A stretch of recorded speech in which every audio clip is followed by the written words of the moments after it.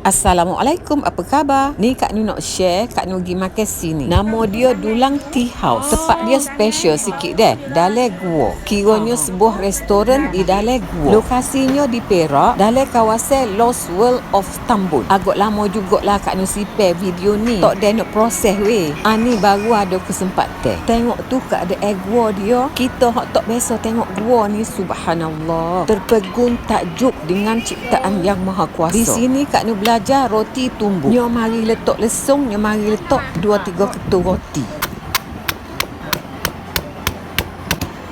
Mari nyamuk.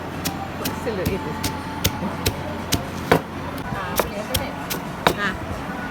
Lepas tumbuk hacur roti tu, kita ceboklah bubur dalam pinggan. Lepas tu dia buinya dan juga gula putih. Lepas tu gaul-gaul, bolehlah kita rasa. Kami order tu nak tahu dah lagu mana rasa dia. Rasa macam roti kering ada gula tu.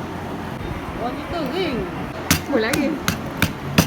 Benda ni tak ada di luar deh rasa-rasanya. Jumpa sini je, Lost World of Tambun. Dengan perut kita hok lapar, rasa dia tu boleh tahan lah. Kak Nu order juga mi kari. Ni anak-anak duk main air deh. Sambil-sambil nunggu mak-mak pergi cari makan ni.